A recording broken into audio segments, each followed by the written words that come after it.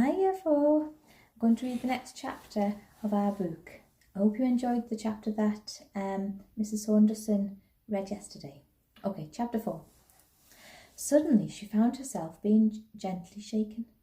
She must have been asleep. Mamma said, "We'll be in Stuttgart in a few minutes."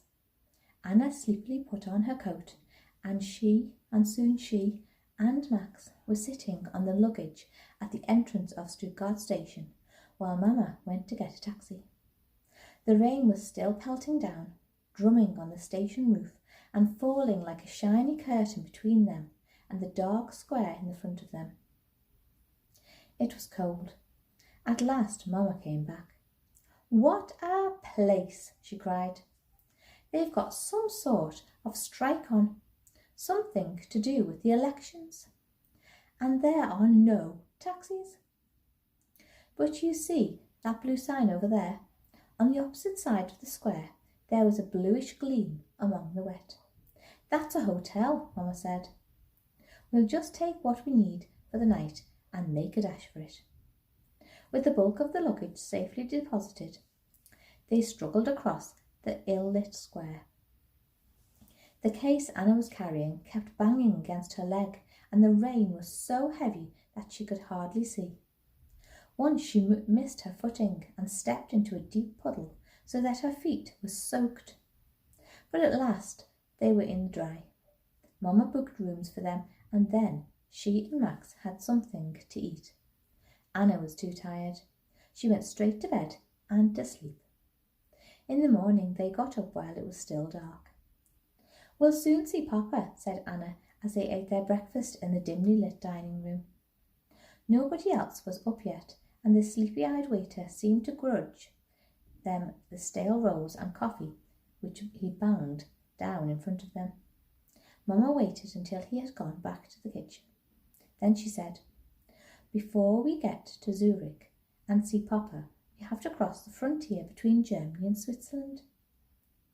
"Do we have to get off the train?" asked Max. "No," said Mamma. "We just stay in our compartment, and then a man will come and look at our passports, just like the ticket inspector. But," and she looked at both children in turn, "this is very important. When the man comes to look at our passports, I want neither of you to say anything. Do you understand? Not a word." "Why not?" asked Anna. "Because otherwise the man will say, 'What a horrible talkative little girl. I think I'll take your passport away,'" said Max, who was always bad-tempered when he had not had enough sleep. "Mamma," appealed Anna, "he wouldn't really take away our passports, I mean." No, I don't suppose so," said Mamma. "But just in case. Papa's name is so well known, we don't want to draw attention to ourselves in any way.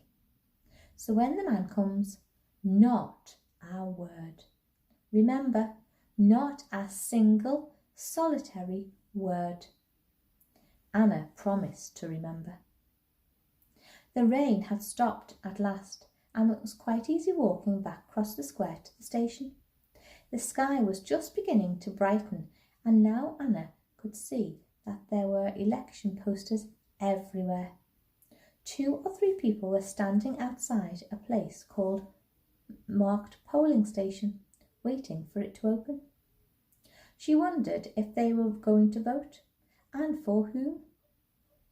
The train was almost empty, and they had a whole compartment to themselves until a lady with a basket got in at the next station. Anna could hear a sort of shuffling inside the basket. There must be something alive in it. She tried to catch Max's eye to see if he had heard it too, but he was still feeling cross and was frowning out of the window. Anna began to feel bad-tempered too, and to remember that her head ached and that her boots were still wet from last night's rain. "When do we get to the frontier?" she asked. "I don't know," said Mamma. "Not for a while yet." Anna noticed that her fingers were squashing the camel's face again. In about an hour, do you think? Asked Anna. You never stop asking questions, said Max, although it was none of his business. Why can't you shut up? Why can't you? Said Anna. She was bitterly hurt and cast around for something wounding to say. At last she came out with, I wish I had a sister. I wish I didn't, said Max. Mamma, wailed Anna. Oh, for goodness sake, stop it, cried Mamma. Haven't we got enough to worry about? She was clutching the camel bag and peering into it every so often to see if the passports were still there. Anna wriggled crossly in her seat. Everybody was horrible. The lady with the basket had produced a large chunk of bread with some ham and was eating it. No one said anything for a long time. Then the train began to slow down. Excuse me, said Mamma, but are we coming to the Swiss frontier? The lady with the basket munched and shook her head.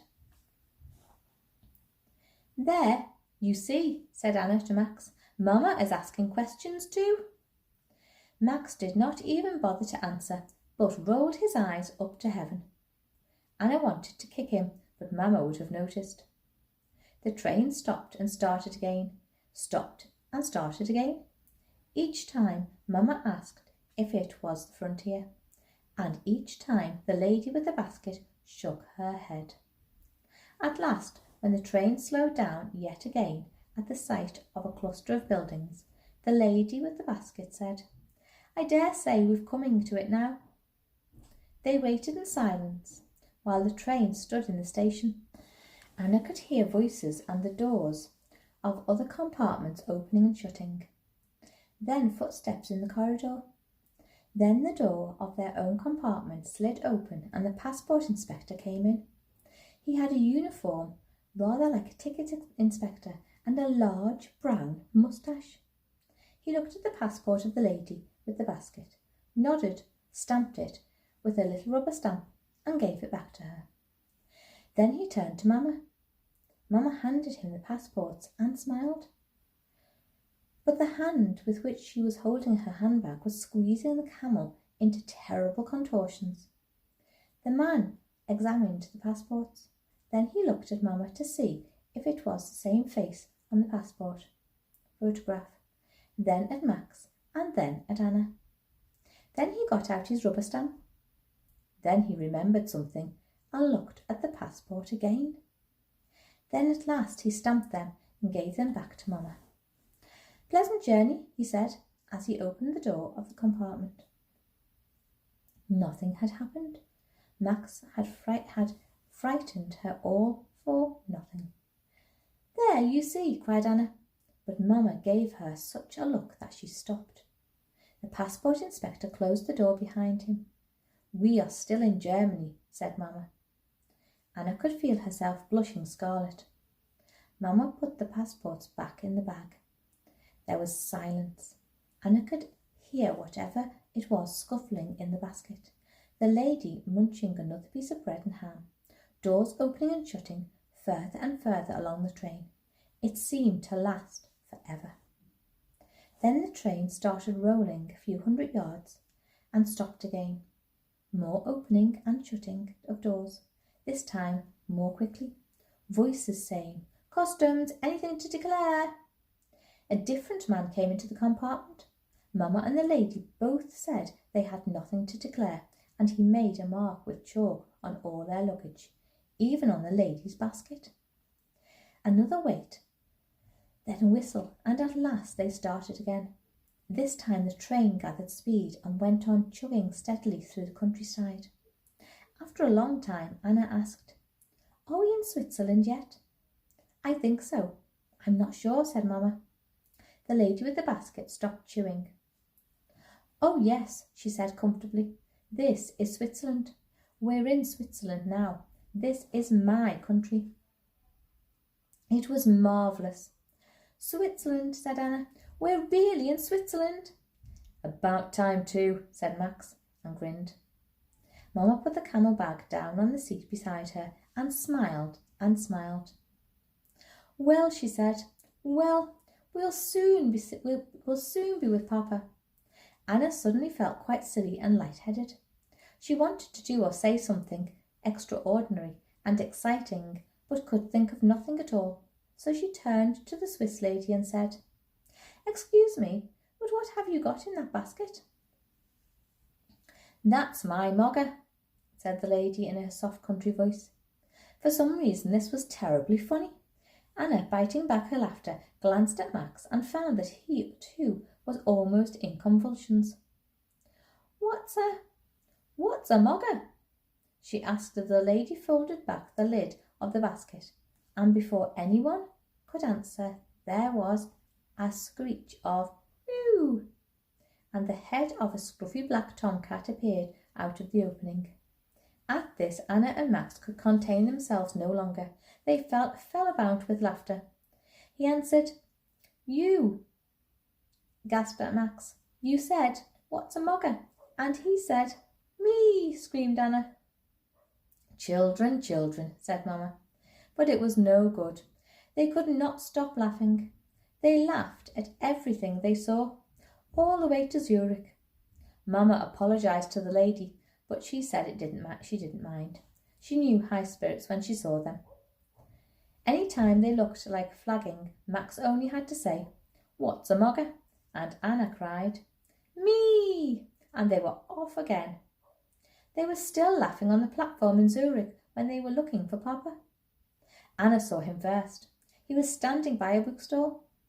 His face was white and his eyes were searching the crowds milling around the train. "Papa!" she shouted. "Papa!" He turned and saw them, and then Papa, who was always so dignified, who never did anything in a hurry, suddenly ran towards them. He put his arms round Mamma and hugged her. Then he hugged Anna and Max. He hugged and hugged them all and would not let them go. "I couldn't see you," said Papa. "I was afraid." "I know," said Mamma. And that is the end of chapter 4. See you again. Bye.